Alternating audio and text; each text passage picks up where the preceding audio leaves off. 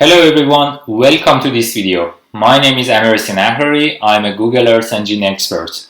In this tutorial, I'm gonna show you how to do precipitation classification using unsupervised learning technique in the Earth Engine platform and code editor environment. First of all, we need to identify the region of the interest, and in this tutorial, I'm gonna select the country, for example, my own country, Iran, and then do the precipitation clustering there and see what kind of precipitation pattern we have in this country. So you can use this tutorial for all around the world, and there is no limitation because the platform is open source and the data is open source and everything is free of charge, and you can use it for all around the world. And then here I'm gonna find my own country. For example, my own country is Iran, and then through the search places and dataset, you can find the border of the countries or the shapefile of the countries through the searching FAO administrative level. As you can see, FAO administrative units available in three different levels. The first, country level, province, and also the city or urban borders is available. So I'm gonna use country boundaries in this tutorial. Import it into the code, and through the map.add layer, you can see the country, actually the region or country's border according to this layer. This layer is produced according to the 2015 border standard, and also then you can differentiate and find different countries according to the political boundaries available here. So now I'm gonna select the region of the interest, that is Iran. It is very simple technique to clip this layer according to your region of interest. Just using the marker, I'm selecting the country's target and then make a new variable as region of interest or ROI equals to from table or FAO shapefile layer filter bound. I'm gonna select through the filter bound the country that has overlapped with the geometry. That's it. Then through the map.center object, I'm gonna have focus on the ROI once the code running, and then I'm gonna show the layer after code running. Map.add layer through the ROI. So as you can see, this the region of interest, the country Iran selected here, and now in the next step we need to call precipitation data for this tutorial. In this tutorial, I'm gonna use KIRP's precipitation data here. So one of the main advantage of KIRP's among all precipitation data, it is related to the temporal extent, and also the spatial resolution. If you go to the data description here, you will see that this dataset is available since 1981 with a daily interval, and a spatial resolution is about 5,000 meters or 5 kilometers. That is awesome among the climatological data, and also 5 kilometers is very important and also accurate estimation for the precipitation data. At least among the products available in the Google Earth Engine platform, for now, 5 kilometers is the best spatial resolution we have for the precipitation data that's freely available. So import it into the code through the import option available here. It is imported as an image collection, and then if you want to see the data description and data characteristic, just click on the link available in the top of the top panel, or above panel. So now make a new variable as precipitation equals to image collection. The image collection or precipitation data already imported, assigning to the precipitation data. In the next step, we need a filter date to extend our data for a specific period of time. Through the dot filter date, I'm gonna defining the time starts I'm gonna define the time start and the time end. Time start, a single variable, and time end is 2. So new variable time start equals to, for example, I'm gonna make precipitation classification for only 1 year. It's totally up to you which temporal extent consider it. So the time start is 2020, for example, for 1 year, and time end 2021, just like that. So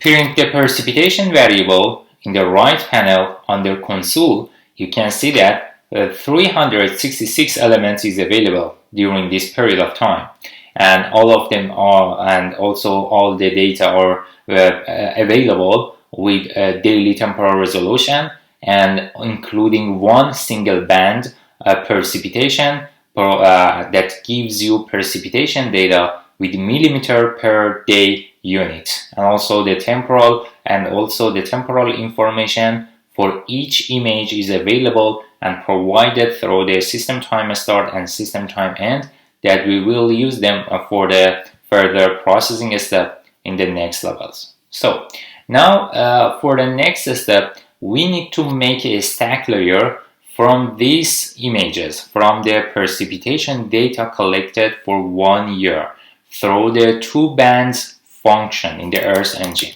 So another variable PR dataset equals to get or call all precipitation data imported before, and then through the .2 bands I'm gonna make a stack layer including all the images as a single band, as a separate band under one image, under one TIFF file. So print PR dataset again. This time we have one image with 366 bands that you can see. Every band related, or each band related to a single or a specific date of a year. So for the next step, we need to do unsupervised classification, because we have no idea about the precipitation threshold to differentiate one location from another location. My goal is to find the precipitation patterns in this country to see that which places to identify the regions following same precipitation characteristic in a spatial and temporal extent. That's the benefit of spatial data, helping us to assess or do the analysis for the climatological and environmental variable in 2 different dimensions, spatially and temporally. That is very important things. So for the next step, we need to collect some samples for the precipitation data automatically. Make a new variable, training data, equals to the training data is a kind of data that directly is gonna use for the clustering technique. Training equals to, so from precipitation dataset that is created, now I'm gonna do sampling through the .sample function. Some arguments available for the sample, but I need only a few of them. The first is the region. In which region training data collected, in the region of interest. The next is a scale, with according to which spatial resolution, 5000 meter, the spatial resolution of the input image, and then how many pixels considered as sample in automatic sample collections or collecting here. For example, I'm gonna select or find 1000 samples per pixels for each class. So this is our training data. In the next step, I need to train the clustering method according to the training data and the data set. So here I'm gonna find a clusterer, as you can see, a clusterer, Earth engine dot cluster. So as you can see, various unsupervised classification or unsupervised learning that's they known as the clusterers are available here. One of the most common technique is k-means clustering. So here I'm selecting k-means clustering, and k-means clustering is actually k-means clustering. The important things for k-means clustering or other clustering technique is a number of classes. Everything is doing automatically, but we should set the number of classes expected. For example, I'm gonna see the spatial pattern of precipitation in this country in 5 classes to make a generalized map that helping me to understand the different patterns of the precipitation spatially and temporally. So this is the clusterer, and then make a new variable for PR map equals to from PR dataset. I'm gonna do clustering. I'm gonna do clustering according to the clusterer. So run the code, but one thing is missed is about the training. .train according to the training. Yes. So now using the print, I can see if there is any problem in the code or not. So clusterer is not defined. So here clusterer, copy and paste it. Problem is solved. One image is created. So for the next step, we need to visualize the output. So through the map.add layer, I'm gonna see precipitation map that is clipped according to the border of ROI, and for the visualization, the minimum value should be equal to 0, as we have 5 classes starting from 0 and ending to 4. The maximum equals to 4. And then the layer name could be, for example, precipitation map, and use the false at the end. Run the code, and a new layer created in the layer setting. Here we will have precipitation map.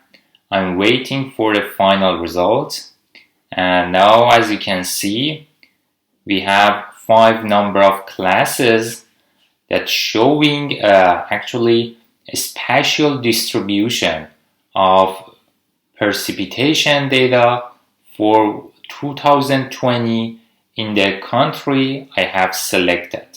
So, and what we did, the classification process here or clustering process, but we don't know what is the, for example, total of precipitation in each class. That is very important because we need to get insight. Now we splitted the region of interest according to the precipitation distribution, but we need to know in which class how much precipitation occurred. So this is very simple technique. Most of the time, some applications such as zonal, some functions such as zonal statistic helping us to answer this question for in which zone, for example, in which zone how much precipitation or how much temperature we have. But as we don't have the actually zonal statistic directly into the Google Earth Engine, but now we have to use some indirect method to estimate such kind of values in the process. It's very simple and easy to use technique. So in the next step, first I need to get the sum of precipitation value for the region of interest in 2020, making a new variable PR sum for equals to all precipitation data that's already collected for the 2020. Here, use them and get the sum of the precipitation in each pixel.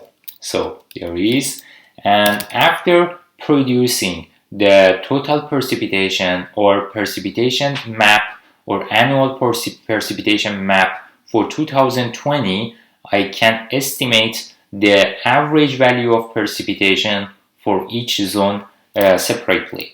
So variable precipitation stats equals to first get precipitation sum variable and then add the zone layer through the add band.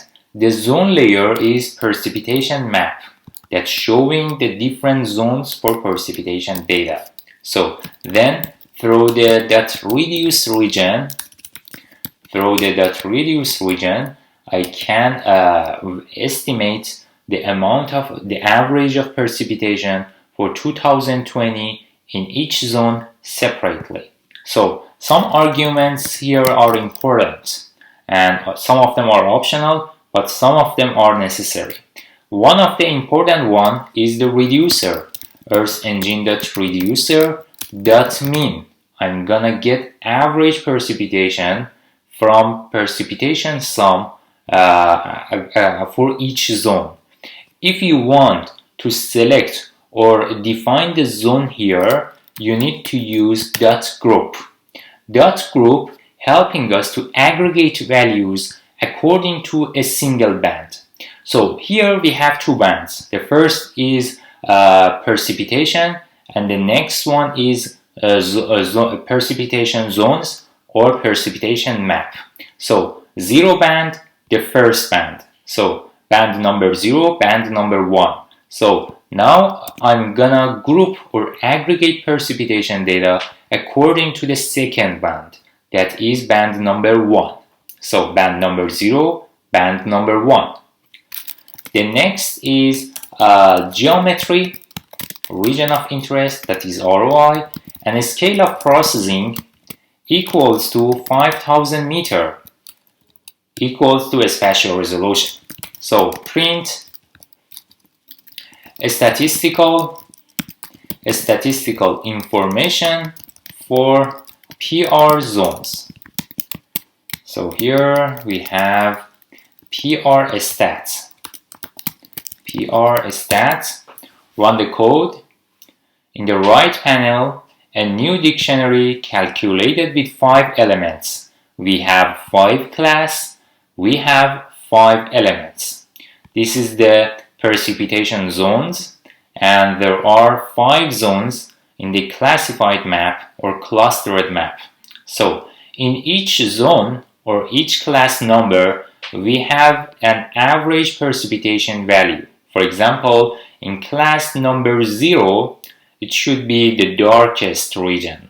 The average of precipitation per year in 2020 is around 158 millimeter per year, actually, because already we got the sum of the values, and now this is the average of the annual average. So, and here through the inspector you can select each class and see which class has which name, actually. So yes, the darkest region, class number 0, including 158 millimeter precipitation for 2020 as a target year. So the next class or second class or class number 1, the average precipitation is around 360 millimeter per year. So I think it should be this region, class number 1, invalid JSON. When this problem or this error occur, just redo your process. So this is class number 1, this region. The average precipitation is 359. So the class number 3 or class that labeled with 2.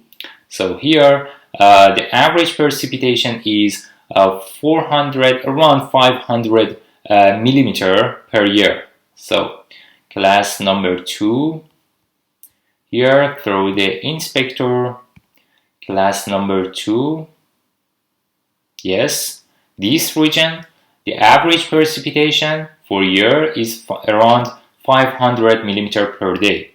Class number 3, the average precipitation is 179. I think should be this region. So, and by the inspector, you can see the class number here, that is cluster or class number 3, and class number 4, that definitely is the actually brightest region or the white area.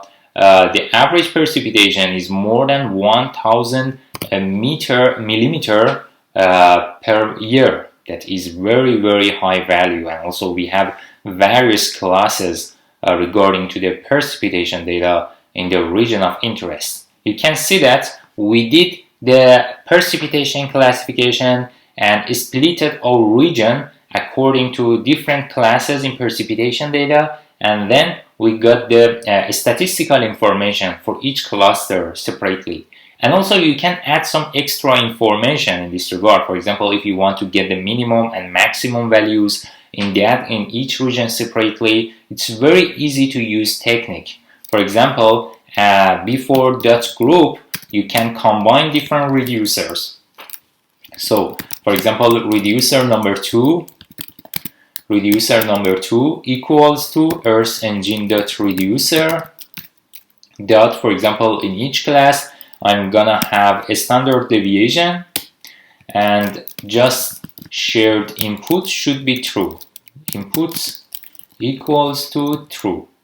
So run the code again. This time dictionary showing two kind of statistical information for each class. A standard deviation with mean for each class separately. So yes, there is. Here you can use different reducer together to get more statistical information about each cluster, each cluster or each zone you created. So for the next step, I'm gonna show you how to gather all this code into a simple function.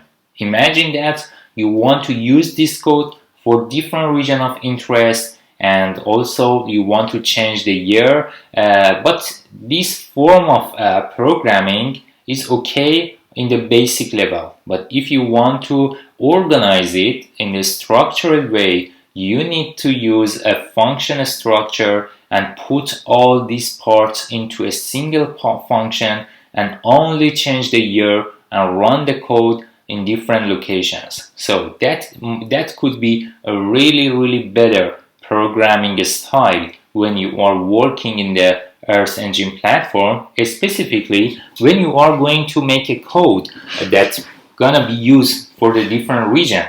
For example, if you want to share your code with the other experts in your institute or in your in the workplace you are working, it's very important to make an organized and structured code for the others. So here I can put all the codes into all part of the codes into a single function. Just I'm making a function first, and the function name is precipitation clustering. That precipitation clustering has some input arguments. One of them is the ID collection, the ID of input image, that is very important. And the next one is time start and time end. Time start and time end. That's it. And the function, the body function should be inside the parentheses start, or the parenthesis, the bracket opens here and ends at the end of the code. And finally, the function should return something. The main thing returning by this function is the classified map or precipitation map. As the main output for this function, it works. And so here, instead of image collection, we will have an ID that is and also keep the filter date same, because for each image collection the starting and ending time help us to filter our data for a specific period. No need to change anything else, and also you can change the number of classes. It can be changeable as a single argument here. For example, number of class, we can replace number 5 as a number of class, because sometimes you may need to change the number of classes. One time you want to try the code with 5 class, maybe in another try you need 10 classes, and this kind of structure helping you that you can change your code dynamically without doing any change and without any change actually into the body. Just according to the arguments, you can control everything under process into your code actually. So the minimum and maximum for the visualization equals to from 0 to 4, and the output name is precipitation map. And also we can add a part for export the precipitation layer, for example through the export image to drive, helping you to get export from the map or precipitation zone that you already created. The important arguments for the image to drive, one of them is image, that is PR map, and next is description. The description equals to PR map, the name of a GeoTIFF file that you want to save. The scale of image should be 5000 meter according to the spatial resolution. The region of the interest equals to the ROI, and the next one is as CRS, coordinate system equals to from precipitation map dot get info, helping us to get coordinate system from the precipitation map and assigning it to the output. You can also set a folder to save data into Google Drive. The folder name, for example, here is test. You can choose any folder and any name in you according to the Google Drive files that you have. So now the function is ready, but in order to use this function, for example, after the function is created, you can collapse the function and only use this function for the region of interest. For example, I'm gonna use this function, the variable time start and time end could be removed from the code, and just I'm making PR map equals to, or PR, for example, PR pattern, for example, precipitation pattern equals to PR clustering. Some arguments we have, instead of ID or other arguments, we need to have a value. The ID equals to the collection snippet we have here, Earth Engine.image collection, but no need to use Earth Engine before the ID. We can add it into the function structure here, Earth Engine.image collection. So here I'm actually converting the ID to an image collection by this function. So that's why only ID is enough for their new code. So here only copy and paste the ID copied with a string format, and the next is the time start, the next argument. For example, I'm gonna use this code for 2020, and the time end is equals to 2021. The number of classes, for example, I want to have 5 number of classes. Now I'm running the code, and yes, something is wrong here. The first problem is that this product, oh yes, maybe 2 actually quotation marks problem here we have. Problem is solved, and now statistical information returned. We have a statistical information for each class. We have precipitation map. that is created. It is loading. This is the final map, and also here we have the output. And now you can use this code for any region you want. It's very simple and easy to use. For example, here I had a geometry. I can remove the geometry here, and then I can use this actually code for another region or another year. For example, Turkey is another region. I'm selecting here, and for the same year I'm running the code for a new region. Code is running for a new country, new statistical information created according to the precipitation characteristic in this region. As you can see, the object groups, different groups for different classes, different range of precipitation, and the task. Finally, we have a precipitation map. Click on the run, and once the process of saving is over, or its color turned to the blue, you can download the final result easily without any problem.